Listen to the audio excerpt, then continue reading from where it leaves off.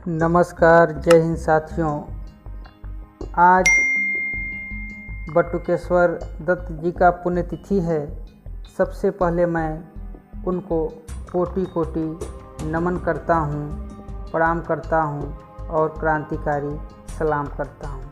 आज हम बटुकेश्वर दत्त जी के बारे में जानेंगे कि देश की आज़ादी में उनकी क्या भूमिका रही, कैसे संघर्ष किए। तो देर न करते हुए आइए हम बटुकेश्वर दत्त जी की जीवनी के बारे में बातचीत करते हैं। बटुकेश्वर दत्त का जन्म 18 नवंबर 1910 को बंगाली कायस्थ परिवार में हुआ था। जन्म के अतिरिक्त बंगाल प्रांत के वर्धमान जिला के अंतर्गत खंडा और मौसू में इन्होंने बिताया। इनकी स्नातक की जो शिक्षा थी वह पीपीएन कॉलेज कानपुर में संपन्न हुई। बटुकेश्वर 1924 में कानपुर में भगत सिंह से मुलाकात करते हैं। इसके बाद इन्होंने हिंदुस्तान सोशलिस्ट रिपब्लिकन एसोसिएशन के लिए कानपुर में कार्य करना प्रारंभ कर दिया। इस क्रम में उन्होंने बम बनाना भी सीख लिया था।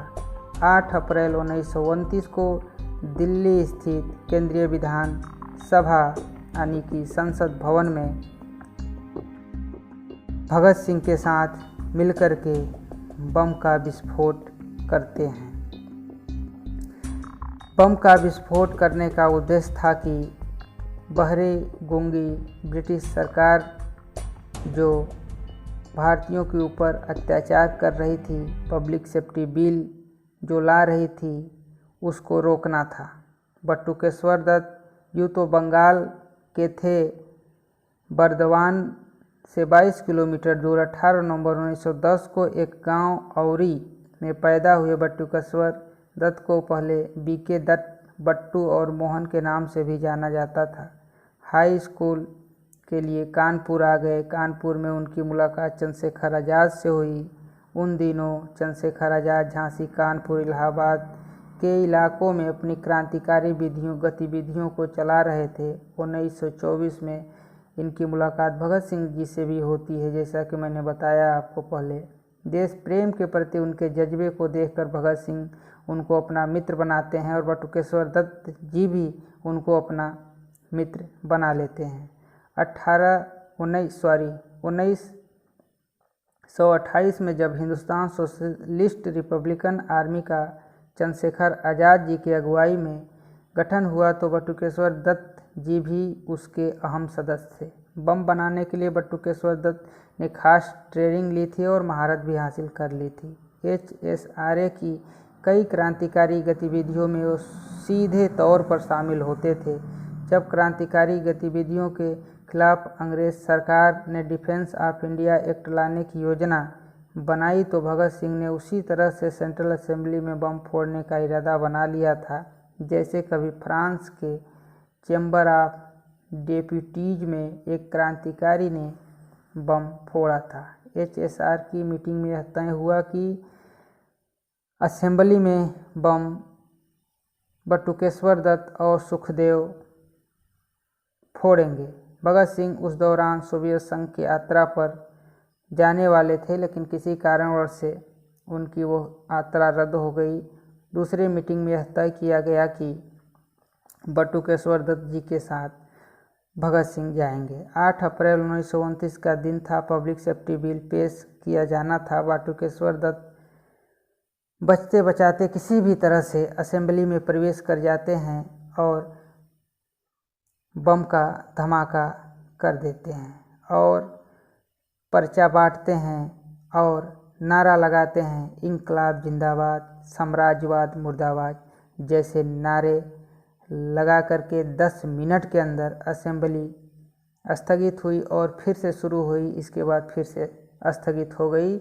इसके बाद देश भर में बहस छिड़ गया कि ये लोग जो बम का विस्फोट किए हैं, यह गूंगे बहरे सरकार को सुनाने के लिए और अपने विचारों को व्यक्त करने के लिए फेंके हैं। भगत सिंह ने भी यही बात कोर्ट में भी कहा कि उनका जो भी मकसद था किसी को नुकसान पहुंचाना नहीं था।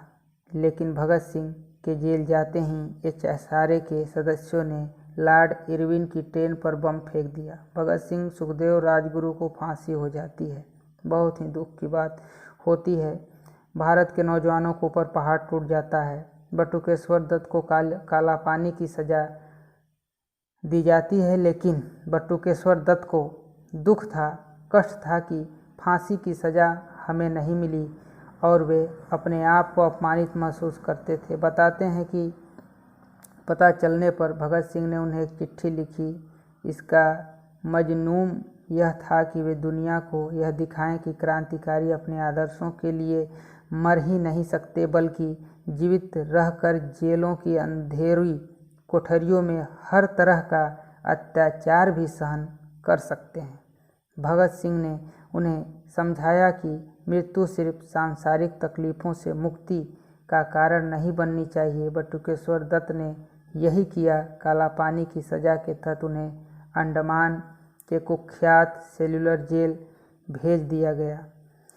वहां से 1937 में बांकीपुर केंद्रीय कारागार पटना लाए गए। 1938 में उनकी रिहाई हो गई। काला पानी के सज़ा के दौरान उन्हें टीबी हो गया, जिससे वे मरते मरते बचे। इधर महात्मा गांधी असहयोग आंदोलन जोरों शोरों पे था, उसमें कूद गए, फिर गिरफ्तार हो गए। 4 साल बाद 1945 में वे रिहा हुए और 1947 को हमारा देश आज़ाद हो गया। नवंबर 1947 में बटुकेश्वर दत्त ने शादी कर ली और पटना में रहने लगे, लेकिन उनकी ज़िंदगी का संघर्ष जारी रहा।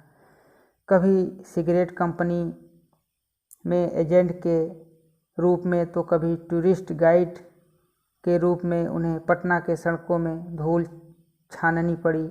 बताते हैं कि एक बार पटना में बसों के लिए परमिट मिल रहे थे। बटुकेश्वर दत्त ने भी आवेदन किया परमिट के लिए। जब पटना के कमिश्नरेट या कमिश्नर ने के सामने इनकी पेशी हुई तो उनसे कहा गया कि वे स्वतंत्रता सेनानी होने का प्रमाण पत्र लेकर आएं। हालांकि बाद में राष्ट्रपति राजेंद्र प्रसाद, जो कि यह शर्म की बात है, लेकिन हालांकि बाद में राजेंद्र प्रसाद उस समय के तत्कालीन राष्ट्रपति थे, जब यह बात उनको पता चला तो कमिश्नर को डांटे, फटकारे और माफ़ी मंगवाए। लेखक अनिल वर्मा बताते हैं कि बटुकेश्वर दत्त को सम्मान नहीं किया गया। स्वाधीनता के बाद निर्धनता की जिंदगी बिताई उन्होंने। पटना की सड़कों पर सिगरेट के डीलरशिप और टूरिस्ट गाइड का काम करके बटुकेश्वर ने जीवन यापन किया। उनकी पत्नी मिडिल स्कूल में पढ़ाती थी, उसी से अपना जीवन यापन होता था, भोजन चलता था। हालांकि बाद में राष्ट्रपति राजेंद्र प्रसाद, ये बात हमने बता दिया था कि जो बस वाला मैटर था, राजेंद्र प्रसाद ने उनको डांटा, फटकारा। साथियों, 1965 में वह काला दिन आ गया और हमारे बीच से महान क्रांतिकारी बटुकेश्वर दत्त सन 1965 में चले जाते हैं। आज़ादी के 8 साल बाद बटुकेश्वर दत्त को एक किताब के जरिए याद तो किया गया, लेकिन न जाने कितने ऐसे क्रांतिकारी हैं जिन पर अभी तक एक भी किताब या पन्ना नहीं लिखा गया है। तो साथियों,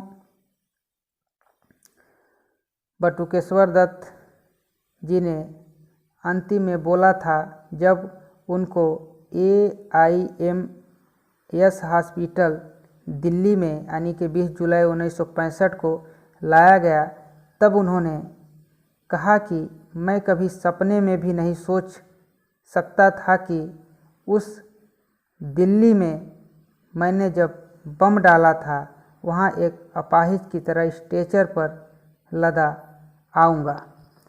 साथियों, यही रही पूरी कहानी। लेकिन कष्ट की बात यह है कि आज़ाद जब हमारा देश हो गया, इसके बावजूद बटुकेश्वर दत्त जी को सड़कों पर ठोकर खानी पड़ी। तो यह कहीं न कहीं सिस्टम की गड़बड़ी थी। और सिस्टम के लोग चाहते थे कि हमारा जब देश आज़ाद हो जाए, या उस समय के जो लोग थे कांग्रेस के लोग अपने अपने पॉकेट जेब गरम करने में लग गए, क्रांतिकारियों का सम्मान नहीं करते थे।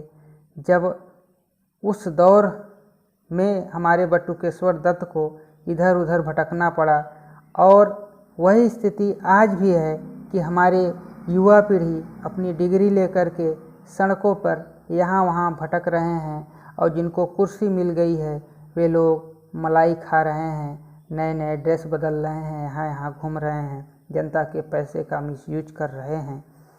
तो साथियों, हमें भी जागरूक होकर के एक नए दिशा में काम करने की ज़रूरत है। और साथियों, एक बात बताना भूल गए थे कि जब बटुकेश्वर दत्त हॉस्पिटल में थे उस समय उन्होंने कहा था कि मेरा अंतिम इच्छा मेरे मरने के बाद पूरा कर देना कि जो हमारे शहीद आजम भगत सिंह जो मित्र थे, हमारा कब्र, हमारा अंतिम संस्कार वहीं पे करना, और पंजाब में फिरोजपुर के पास हुसैनी वाला बाग में उनका अंतिम संस्कार किया गया, जहां उनके साथी भगत सिंह, राजगुरु सुखदेव का भी अंतिम संस्कार उनकी मृत्यु के कुछ वर्षों पहले किया गया था। ऐसे महान भावों कृतज्ञ राष्ट्र हमेशा याद करता है और पीड़ा प्राप्त करता है। ऐसे स्मरणीय व्यक्ति हमेशा इतिहास में स्वर्ण अक्षरों में लिखा जाएगा, और महान क्रांतिकारियों का राष्ट्र ऋणी है। मैं पुनः उनको नमन करता हूँ, प्रणाम करता हूँ, क्रांतिकारी सलाम करता हूँ। जय हिंद, जय भारत।